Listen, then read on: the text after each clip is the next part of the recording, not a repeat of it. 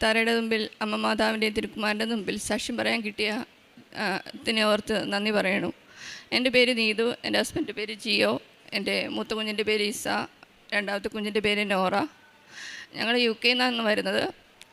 ഞങ്ങൾ 2027 മെയ് 2024 ഞങ്ങൾ ആദ്യമായിട്ട് ഉടമ്പടി എടുക്കുന്നത്. അന്ന് ആദ്യമായിട്ട് ഉടമ്പടി ഇവിടെ വന്ന് എടുക്കുന്നത്. അതിന് മുമ്പ് ഞങ്ങൾ ഓൺലൈൻ എടുത്തായിരുന്നു. ഇവിടെ വന്ന് എടുക്കുന്നതിൻ്റെ കാരണം ഞാൻ UK ആദ്യമായിട്ട് പോകുന്നത് ഞങ്ങൾ സ്റ്റുഡൻറ്റ് വിസയായിട്ടായിരുന്നു പോകുന്നത്.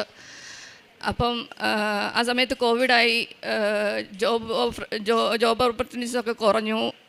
എൻ്റെ മൂത്ത കുഞ്ഞ് നാട്ടിലാണ്. അപ്പം മൂത്ത കുഞ്ഞിനെ നാട്ടിലേക്ക് നിന്ന് കൊണ്ടുവരാനും പറ്റുന്നില്ല, ജോബ് കിട്ടുന്നില്ല. കാരണം സ്റ്റുഡൻറ്റ് വിസയായിട്ട് നിൽക്കുന്നതുകൊണ്ട് UK പഠിക്കുന്ന പിള്ളേർക്കറിയാം, സ്റ്റുഡൻ്റായി കഴിഞ്ഞ് കഴിഞ്ഞാൽ നമ്മൾ തിരിച്ച് നാട്ടിൽ പോകണം. അവിടെ ഒരു ജോബൊന്നും കിട്ടിയില്ലെങ്കിൽ ആ സമയത്ത് ഞങ്ങൾക്ക് ജോബ് ഒത്തിരി അപേക്ഷിച്ചു, അതെല്ലാം റിജക്റ്റായി. അങ്ങനെ ഞങ്ങൾ ഒത്തിരി വിഷമിച്ചിരിക്കുമ്പോഴാണ് ഞങ്ങൾ മൂത്ത ചേച്ചി പറഞ്ഞാണ് കൃപാസനത്തിനെ കുറിച്ച് ഞങ്ങൾ അറിയുന്നത്. അങ്ങനെ ഞങ്ങൾ ഇവിടെ വന്ന് ഉടമ്പടി എടുത്ത് ഞങ്ങൾ തിരിച്ച് ചെന്ന് ഞങ്ങൾ അപേക്ഷിച്ചു. അതിൽ നിന്ന് ഞങ്ങൾക്കൊരു ഓഫർ വന്നു. ആ ജോബ് ഓഫർ തന്നെ എൻ്റെ ഹസ്ബൻഡിന് ജോബ് കിട്ടി. അങ്ങനെ ആദ്യത്തെ ഉടമ്പടിയായിട്ട് വെച്ചിരുന്ന ആ വർക്ക് വിസ ഞങ്ങൾക്ക് കിട്ടി. അങ്ങനെ അതാണ് ആദ്യത്തെ മാതാവ് ഞങ്ങൾക്ക് തന്ന അനുഗ്രഹം. അതുപോലെ തന്നെ UK ഡ്രൈവിംഗ് ടെസ്റ്റ് പാസ്സാകുക എന്ന് പറയുന്നത് വളരെ ബുദ്ധിമുട്ടുള്ള കാര്യമാണ്. നമ്മുടെ നാട്ടിലെ പോലെയല്ല.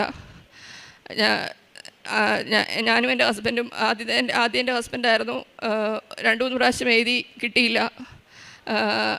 അത് കഴിഞ്ഞിട്ട് മാതാവിൻ്റെ കാരണത്താൽ ഉടമ്പടി എടുത്തതിന് ശേഷം ഞങ്ങൾക്കത് കിട്ടിയത്. കാരണം ഉടമ്പടി എടുക്കുന്നതിന് മുമ്പായിരുന്നു ഞങ്ങൾ ആദ്യമേ ടെസ്റ്റൊക്കെ അറ്റൻഡ് ചെയ്തത്.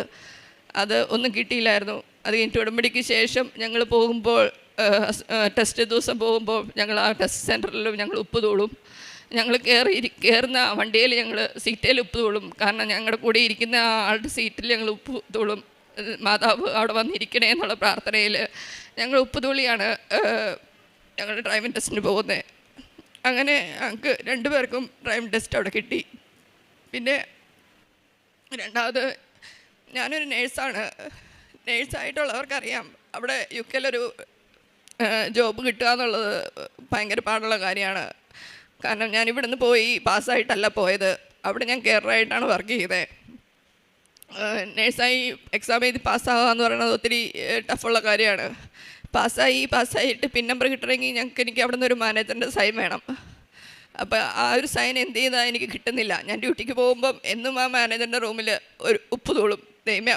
മാനേജറിന് മനസ്സലിവ് തോന്നണേന്ന് പ്രാർത്ഥിച്ചുകൊണ്ട് എന്നും എന്തെങ്കിലും തടസ്സം പറയും പുള്ളിക്കാരി പറയും ഞാൻ ചെയ്തോളാം എന്നും പറയും.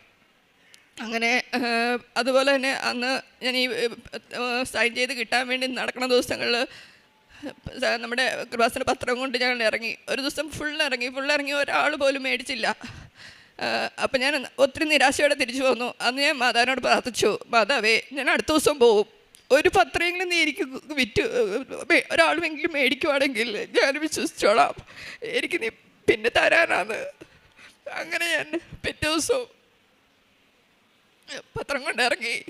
അന്ന് ആദ്യമായിട്ട് കൊടുത്ത ആൾ തന്നെ വലിയ സന്തോഷത്തോടു കൂടി ഒരമ്മച്ചി മേടിച്ചു. അവിടെ എന്ന് പറയുന്നത് മലയാളികളല്ല, എല്ലാം ഇംഗ്ലീഷുകാരാണ്. അവരെ പറഞ്ഞ് മനസ്സിലാക്കുക എന്ന് പറയുന്നത് തന്നെ ഭയങ്കര ബുദ്ധിമുട്ടുള്ള കാര്യമാണ്. ഞാൻ ആദ്യത്തെ പത്രം തന്നെ കൊടുത്തു. അത് പോയി. അന്ന് കുറേ പത്രം ഞാൻ കൊടുത്തു. അന്ന് ഒത്തിരി സന്തോഷത്തോടെയാണ് ഞാൻ തിരിച്ചു വന്നത്. കാരണം മാതാവ് എനിക്ക് കാണിച്ചു തന്നൊരു വഴി. കാരണം എനിക്കന്നത് കിട്ടുമെന്ന് എനിക്ക് ഉറപ്പുണ്ടായി. അതിനുവേണ്ടി എനിക്ക് ഒരു പത്രം കൊടുത്താന്ന് എനിക്ക് മനസ്സിലായി. അതുപോലെ തന്നെ 2 ദിവസം കഴിഞ്ഞപ്പോൾ തന്നെ എൻ്റെ മാനേജർ എനിക്ക് സൈൻ ചെയ്ത് തന്നു. എന്നിട്ട് പിന്നെ നമ്മൾ കുറച്ച് നാൾ വെയിറ്റ് ചെയ്യണമായിരുന്നു. അങ്ങനെ ഒരു ദിവസം ഇങ്ങനെ ഇരിക്കുമ്പോൾ എൻ്റെ ഹസ്ബൻഡിനെ ജോലി സ്ഥലത്തുനിന്ന് വിളിച്ചു, എടീ എന്നാന്നറിയത്തില്ല, എൻ്റെ മുറി നടയെ സ്റ്റാർ കാണുന്നു, ഇന്ന് ചിലപ്പോൾ നിനക്ക് പിൻ നമ്പർ വരുമായിരിക്കും എന്ന് പറയുന്നു. അപ്പോൾ ഞാൻ പറഞ്ഞു, മാതാവ് കൂടെ ഉണ്ടല്ലോ, നമുക്ക് കിട്ടുമായിരിക്കും. അങ്ങനെ പറഞ്ഞിരുന്നു. കറക്റ്റ് 3 മണിയായപ്പം എനിക്ക് ഇമെയിൽ വന്നു എൻ്റെ പിൻ നമ്പർ. അത് വലിയൊരു അത്ഭുതമായിരുന്നു. കാരണം അന്ന് ഹസ്ബൻഡിന് ഒരു മാതാവിൻ്റെ ഒരു പ്രസൻസ് അവിടെ കാണിച്ചു. അതായിരുന്നു എൻ്റെ അടുത്ത സാക്ഷ്യം. പിന്നെ ഞങ്ങൾക്ക് അവിടെ എനിക്കവിടെ നേഴ്സായിട്ട് ജോലി കിട്ടുക, എനിക്ക് പിന്നെ കിട്ടിയിട്ട് ഞാൻ 1.5 വർഷം ഞാൻ ജോബ് കിട്ടാതെ അലഞ്ഞു. കാരണം ഒത്തിരി സ്ഥലത്ത് കൊടുത്തു, അവിടെ എങ്ങും കിട്ടിയില്ല. ഞാൻ എന്നിട്ട് കുത്തിയിരുന്ന് ഞാൻ ഓരോ കെയർ ഹോമുകളുടെയും പേരുകൾ എടുത്ത് വെച്ചിട്ട് ഞാൻ അവർക്കെല്ലാം പേഴ്സണലി ഇമെയിൽ അയച്ചു. ആരും വിളിച്ചില്ല. ഞാൻ ഒരു ഇമെയിൽ അയച്ചെടുത്ത് റിപ്ലൈ വന്നു, അവർക്കിപ്പോൾ വേക്കൻസി ഇല്ല എന്ന് പറഞ്ഞ്. എന്നിട്ട് ഞാൻ പിന്നെയും ഇങ്ങനെ മാതാവിനോട് ഇങ്ങനെ പ്രാർത്ഥിച്ചു, ദൈവമേ, കാരണം 3 വർഷം കൂടി കഴിഞ്ഞാൽ നമുക്ക് പിൻ നമ്പർ ജോലി കിട്ടിയില്ലെങ്കിൽ അവിടെ നമ്മുടെ പിൻ നമ്പർ കട്ടായി പോകും. അപ്പം 1.5 വർഷമായി എനിക്ക് പിന്ന് കിട്ടിയിട്ട്. നമ്മൾക്ക് ഇത്ര മണിക്കൂർ അവിടെ വർക്ക് ചെയ്യണം, എന്നാൽ മാത്രമേ നമുക്ക് ആ പിൻ നമ്പർ അവിടെ നിലനിർത്താൻ പറ്റുള്ളൂ. അങ്ങനെ ഒരു ദിവസം എന്താണെന്നറിയത്തില്ല, എൻ്റെ മനസ്സിലിങ്ങനെ തോന്നിച്ചു, ഇന്നൊരു കെയർ ഹോമിൽ നീ ഒന്നോടെ ഒന്ന് ഇമെയിൽ ഇട്. ആ ഇമെയിൽ ചുമ്മാ ഞാൻ അന്ന് എൻ്റെ മനസ്സിലിങ്ങനെ തോന്നിച്ചു. അപ്പം ഞാൻ അപ്പയോട് പറഞ്ഞു, അപ്പം ഇങ്ങനെ എൻ്റെ മനസ്സിൽ ഒന്നോടെ ഇടാൻ പറഞ്ഞു. അവരെന്നോട് ഇല്ലയെന്ന് പറഞ്ഞു. പക്ഷേ എൻ്റെ മനസ്സിൽ എന്നാന്ന് അറിയത്തില്ല, ഇങ്ങനെ തോന്നിക്കുന്നുണ്ട്. ഞാൻ ഒന്നോടെ ഇട്ട് നോക്കി. ഞാനത് മാതാവിനെ തോന്നിച്ചതെന്ന് തന്നെ പറയാം. കാരണം ആ ഇമെയിലിന് എനിക്ക് അവർ റിപ്ലൈ തന്നു, നീ എന്നെ വന്ന് കാണാൻ പറഞ്ഞുകൊണ്ട്. അവിടെ ഒരു വേക്കൻസി ഇല്ല, പക്ഷേ അവരെന്നെ വന്ന് കാണാൻ പറഞ്ഞു. ഞാനവിടെ ചെന്നപ്പോൾ പറഞ്ഞു, ഇപ്പോൾ വേക്കൻസി ഇല്ല, പക്ഷേ ബാങ്കായിട്ട് നിന്നെ ഞങ്ങളിപ്പോൾ എടുക്കാമെന്ന് പറഞ്ഞു. നിനക്ക് ഓക്കെ ആണോ എന്ന് ചോദിച്ചു. ഞാൻ പറഞ്ഞു, ഞാൻ ഒത്തിരി സന്തോഷത്തോടെ പറഞ്ഞു ഓക്കെ, കാരണം ഞാൻ വേക്കൻസി ഇല്ലാതെ നടക്കുന്ന സമയമാണ്. അങ്ങനെ ഞാൻ ബാങ്കായിട്ട് അവിടെ കയറി. ആ പിറ്റേ മാസം തന്നെ അവിടെ എനിക്കൊരു പെർമനൻ്റായിട്ട് അവർ ജോബ് തന്നു. അത് വലിയൊരു അത്ഭുതം തന്നെയാണ്. കാരണം മാതാവ് എൻ്റെ മനസ്സിൽ തോന്നിച്ചതാണ് ആ കെയർ ഹോമിലേക്ക് ഒന്നോടെ കൊടുക്കാൻ. കാരണം അവിടെ ഒരു പോസ്റ്റ് ഒന്നും തന്നെ ഇല്ല. അപ്പോൾ അവിടെയുള്ളവർ തന്നെ എന്നോട് ചോദിച്ചു, ഇവിടെ വേക്കൻസിയുടെ പോസ്റ്റ് ഇട്ടിട്ടില്ലല്ലോ എന്ന്. അപ്പോൾ ഞാൻ എൻ്റെ മനസ്സിൽ എൻ്റെ മാതാവ് തോന്നിച്ച ഒരു കെയർ ഹോമാണത്. അങ്ങനെ അവിടെ എനിക്കൊരു നേഴ്സായിട്ട് UK നേഴ്സായിട്ട് ജോബ് എനിക്ക് കിട്ടി. പിന്നെ അവിടെ ഞങ്ങൾക്കൊരു വിസ റിന്യൂവൽ വന്നായിരുന്നു. 3 വർഷം കൂടുമ്പോൾ നമുക്ക് വിസ റിന്യൂ ചെയ്യണം. വിസ റിന്യൂ ചെയ്യാൻ നേരത്തെ ഞങ്ങൾ ആപ്ലിക്കേഷൻ ഫോം കൊടുത്തു, പ്രാർത്ഥിച്ചൊക്കെ കൊടുത്തു. പക്ഷേ അവിടെ എൻ്റെയും കുഞ്ഞുങ്ങളുടെയും വിസ മാത്രം അവിടെ സബ്മിറ്റ് ചെയ്തിട്ടില്ല. കാരണം വിസ വരേണ്ട സമയം കഴിഞ്ഞിട്ടും വിസ റിന്യൂവലിൻ്റെ വിസ വന്നില്ല. എൻ്റെയും കുഞ്ഞുങ്ങളുടെയും മാത്രം വിസ വന്നില്ല. അപ്പം ഞങ്ങളിങ്ങനെ അന്വേഷിച്ചപ്പോൾ പറഞ്ഞു, നിങ്ങളുടെ വിസയുടെ ആപ്ലിക്കേഷൻ അവിടെ ചെന്നിട്ടില്ല എന്ന് പറഞ്ഞു. നിങ്ങളപ്പോൾ 1 മാസത്തിന് മേളിലായി നിങ്ങൾ UK ഇല്ലീഗലായി നിൽക്കണു എന്ന് പറയണു. അത് കേട്ടപ്പോൾ ഞങ്ങൾ ശരിക്കും പറഞ്ഞാൽ തകർന്നു പോയി. കാരണം ഇല്ലീഗൽ എന്ന് പറയുന്നത് അവിടെ വലിയൊരു പ്രശ്നം തന്നെയാണ്. ആ സെയിം സമയത്ത് തന്നെ എൻ്റെ ഹസ്ബൻഡിന് ജോബ് സംബന്ധമായ ഒത്തിരി പ്രോബ്ലങ്ങൾ അവിടെ മെൻ്റലി അവരെ ടോർച്ചർ ചെയ്തു. അപ്പോൾ ഹസ്ബൻഡ് എന്നെ വിളിച്ചു പറഞ്ഞു, എടി നമുക്ക് നാട്ടിലേക്ക് തിരിച്ചു പോകാം, എന്നെക്കൊണ്ട് പറ്റണില്ല എന്ന് പറഞ്ഞു. അപ്പോൾ വിസ ഇതുപോലെ തന്നെ ഞങ്ങളുടെ സബ്മിറ്റ് ആയിട്ടും ഇല്ല എന്ന് പറഞ്ഞു. ഞാൻ പറഞ്ഞു, അമ്മ മാതാവ് ഇവിടം വരെ എത്തിച്ചു, ഇനി മാതാവ് തന്നെ നമ്മളെ കാത്തോളൂ എന്ന് ഞാൻ അത്രേ പറഞ്ഞോളൂ. ആ സെയിം സമയത്ത് എനിക്ക് നടുവിന് പ്രോബ്ലമായിട്ട് ഞാൻ കിടപ്പായിപ്പോയി. ഒരു 2.5 ആഴ്ച കിടപ്പെന്ന് പറഞ്ഞാൽ അതുപോലെ കിടന്നു പോയ സമയമായിരുന്നു. അപ്പം ഞങ്ങളുടെ വിസ തീരുന്നത് ജൂൺ 12 ഞങ്ങളുടെ വിസ തീരണേ. ഞാൻ കിടപ്പാവുന്നത് ജൂൺ 10. അപ്പം എനിക്ക് തോന്നി എൻ്റെ മാതാവ് ഞങ്ങളെ കരുതിയതാണ്. കാരണം ആ വിസ തീരുന്നതിന് 2 ദിവസം മുന്നെയാണ് ഞാൻ വീണത്. അപ്പം ആ ഒരു മെഡിക്കലിൻ്റെ എല്ലാം കാണിച്ചുകൊണ്ട് ആ ഒരു എക്സ്പെക്റ്റേഷൻ ഇതിന് മാത്രം ഞങ്ങൾക്ക് വിസ അവർക്ക് റിന്യൂ ചെയ്ത് കിട്ടി. കാരണം എല്ലാവരും പറഞ്ഞു, ഞങ്ങൾ കുറേ വക്കീൽമാരെ കണ്ടു, അവരൊക്കെ പറഞ്ഞു 99% നിങ്ങൾക്ക് റെഫ്യൂസലാണ്, നിങ്ങൾ നാട്ടിൽ തിരിച്ചു പോകേണ്ടി വരുമെന്നാണ് പറഞ്ഞത്. ഞാൻ എൻ്റെ ഹസ്ബൻഡിനോട് പറഞ്ഞു, മാതാവ് ഇവിടം വരെ നമ്മളെ കൊണ്ടുപോകുന്നു, മാതാവ് ഒന്നും കാണാതെ എന്നെ വീഴിക്കത്തുമില്ല, മാതാവ് ഒന്നും കാണാതെ നമുക്കൊരു തടസ്സം വരത്തില്ല. അപ്പം അങ്ങനെ തന്നെ വിശ്വസിച്ചിരുന്നു. അത് ഞങ്ങൾക്ക് തടസ്സമെല്ലാം മാറി. ഞങ്ങൾക്ക് 4 പേർക്കും ഇപ്പോൾ അവിടെ ഒരു UK വിസയുണ്ട്. അതുപോലെ തന്നെ എൻ്റെ ഹസ്ബൻഡിൻ്റെ ജോബിൽ മെൻ്റലി അവർ ടോർച്ചർ ചെയ്തു. ഞാൻ പറഞ്ഞു, നമ്മൾ പ്രാർത്ഥിക്കുന്നുണ്ടല്ലോ, മാതാവ് ഒന്നും കാണാതെ നമുക്ക് ഇങ്ങനെ തടസ്സങ്ങൾ തരില്ല. നമ്മൾ കൂടുതൽ അടുക്കുന്നവരും നമുക്ക് പരീക്ഷണങ്ങൾ കൂടുതൽ വരുമെന്നാണല്ലോ പറയുന്നത്. അപ്പോൾ അതായിരിക്കും നമുക്ക് വരുന്നതെന്ന് ഞങ്ങൾ ഉറച്ച് വിശ്വസിച്ച് ഞങ്ങൾ മുന്നോട്ട് പോകുന്നു. പിന്നെ ഞങ്ങളവിടെ ഇംഗ്ലീഷ് പള്ളിയിലാണ് പോയിക്കൊണ്ടിരിക്കുന്നത്. അപ്പം അവിടെ ഒരു ദിവസം ഞങ്ങളിങ്ങനെ ഇരിക്കുമ്പം എനിക്കിങ്ങനെ മുല്ലപ്പൂവിൻ്റെ മണം വന്നു. ഞാനും ഹസ്ബൻഡും കൂടെ ഇങ്ങോട്ട് ഇങ്ങനെ പറഞ്ഞു, ഇംഗ്ലീഷ് പള്ളിയിൽ ആരും മുല്ലപ്പൂ ചൂടി വരുന്നില്ലല്ലോ. അപ്പോൾ ഞാൻ പിള്ളേരോട് ചോദിച്ചു, വേറെ ആർക്കും വരുന്നില്ല. അപ്പം ആ ഒരു സമയത്ത് തന്നെയാണ് എനിക്കവിടെ ഒരു പിൻ നമ്പർ കിട്ടണത്. അപ്പം അതും മാതാവ് കാണിച്ചു തന്ന ഒരു പ്രസൻസാണെന്ന് ഞങ്ങൾ വിശ്വസിക്കുന്നു. ഞങ്ങളുടെ ഓരോരോ കാര്യങ്ങൾ ഞങ്ങൾക്ക് കാണിച്ചു തരുന്നതും ഒരു വഴി തെളിയിച്ചു തരുന്നതും ഒരു ചൊവ്വാഴ്ച ദിവസമായിരിക്കും. അന്ന് ഞങ്ങൾ ഉടമ്പടി ധ്യാനം എല്ലാം കൂടി ഞങ്ങൾ അച്ഛൻ്റെ ധ്യാനം എല്ലാം കഴിഞ്ഞ് ഒരു 2-നും 3-നും ഇടയ്ക്കായിരിക്കും ഞങ്ങൾക്ക് കിട്ടുന്ന എല്ലാത്തിനുമുള്ള മറുപടികളും എന്ത് കാര്യമാണെങ്കിലും ഞങ്ങൾക്ക് സാധിച്ചു തരുന്നത്. ഞങ്ങൾ ഉപവാസം എടുക്കുന്ന ദിവസവും ചൊവ്വാഴ്ചയാണ്. അപ്പോൾ ഞങ്ങൾ ആ ഒരു ചൊവ്വാഴ്ച എന്ന് പറയുന്ന ഒരു ദിവസം ഞങ്ങളുടെ ലൈഫിലൊരു വലിയൊരു ദിവസമാണ്, അനുഗ്രഹപ്പെട്ടൊരു ദിവസമാണ്. പിന്നെ എല്ലാ ദിവസവും കുടുംബ പ്രാർത്ഥന ഞങ്ങളുടെ വീട്ടിൽ മുടങ്ങാറില്ല. അതുപോലെ തന്നെ പിള്ളേരാണെങ്കിലും എന്തൊരു കുഞ്ഞൊരു അസുഖം വന്നാലും ആദ്യമേ അവർ കൊണ്ടുപോയി മാതാവിൻ്റെ ഉപ്പും എണ്ണയായിരിക്കും തൂക്കുന്നത്. ഒരു കുഞ്ഞ് കൊതുക് കടിച്ചാൽ പോലും പോയി എൻ്റെ ചെറുത് പോയി എണ്ണ കൊണ്ടുപോയി തൂക്കും. സ്കൂളിൽ പോകുമ്പോഴും എല്ലാം അവർ എണ്ണ തൂത്ത് ഉപ്പും തൂത്ത് എല്ലാം ഇത് അങ്ങനെ ഒരു ദൈവത്തിൻ്റെ കരുണയിൽ ഞങ്ങൾ പൊതിയുന്നു എന്ന് ഞങ്ങൾ വിശ്വസിക്കുന്നു.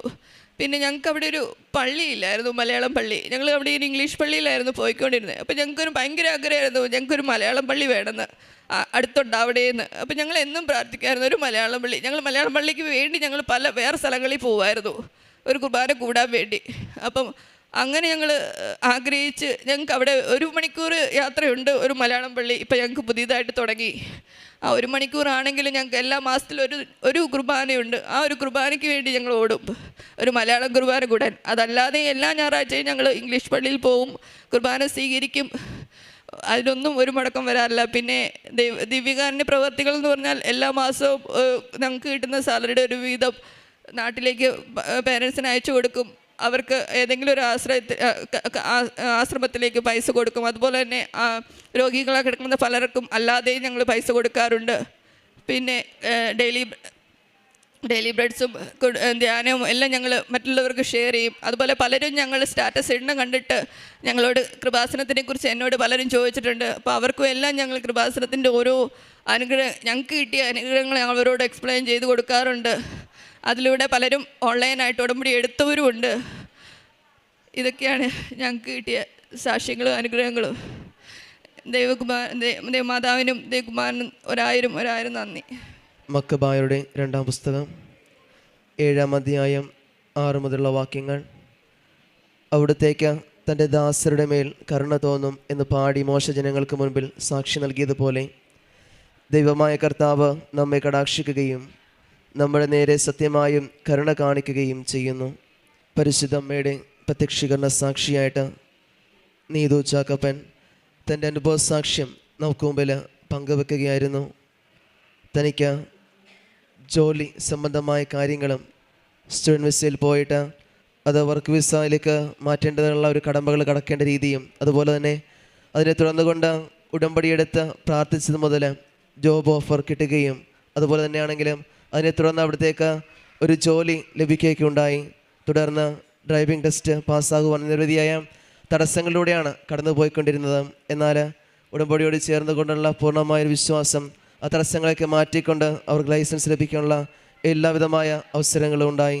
അതുപോലെ തന്നെ നേഴ്സായിട്ട് ജോലി കിട്ടിക്കഴിഞ്ഞാൽ തന്നെ അത് പൂർണ്ണമായിട്ട് പിന്നാമ്പ് ലഭിക്കുക എന്നത് വളരെ ബുദ്ധിമുട്ട് നിറഞ്ഞൊരു കാര്യം തന്നെയായിരുന്നു. എന്നാൽ പൂർണ്ണമായിട്ട് പരിശുദ്ധ അമ്മയോട് ചേർന്നുള്ള ഉടമ്പടി വസ്തുക്കളിലേക്ക് വിശ്വാസത്തോടെയുള്ള പ്രാർത്ഥന തന്നെ അത് 2 ദിവസത്തിന് ശേഷം വളരെ ബുദ്ധിമുട്ടുകളിലൂടെ കടന്നു പോയെങ്കിലും അത് പരിശുദ്ധ അമ്മ ഈ മക്കൾക്ക് കുടുംബത്തിന് നൽകി അനുഗ്രഹിക്കുകയും ചെയ്തു. അതോടൊപ്പം തന്നെയാണെങ്കിലും പലവിധ ഇൻ്റർവ്യൂ ഒക്കെ പോയെങ്കിലും പെർമനൻ്റായിട്ട് ഒരു കെയർ ഹോമിൽ അത് പോസ്റ്റുകളില്ലാത്ത രീതിയിൽ തന്നെ വേക്കൻസി കിട്ടുകയും നേഴ്സായിട്ട് ഒരു സ്ഥിര ജോലി ലഭിക്കുകയൊക്കെ ചെയ്തു. അതെല്ലാം പരിശുദ്ധ അമ്മയുടെ തന്നെ വലിയൊരു കൃപയും അനുഗ്രഹം തന്നെയാണ്. അതിനെ തുടർന്നാണെങ്കിലും ജീവിത പങ്കാളിയുടെ ജോലി സംബന്ധമായ വിഷയങ്ങളാണെങ്കിലും, അതുപോലെ തന്നെ വിസ പുതുക്കുന്ന കാര്യത്തിൽ അവർക്കുണ്ടായ ഇല്ലീഗലായിട്ടുള്ള കാര്യങ്ങൾ ചർച്ചകളൊക്കെ വന്നപ്പോഴും പൂർണ്ണമായിട്ടും പരിശുദ്ധ അമ്മയോടും ഈശോയോടും ചേർന്നുകൊണ്ടുള്ള തങ്ങളുടെ ഉടമ്പടിയിലാണെന്നുള്ളൊരു ഉറച്ച വിശ്വാസം തന്നെയാണ് അവർക്ക് മുമ്പോട്ട് പോകുവാനും അതിനെല്ലാ വിധമായ തടസ്സങ്ങളൊക്കെ മാറ്റി പരിശുദ്ധ അമ്മ അനുഗ്രഹിക്കുക ചെയ്തത്.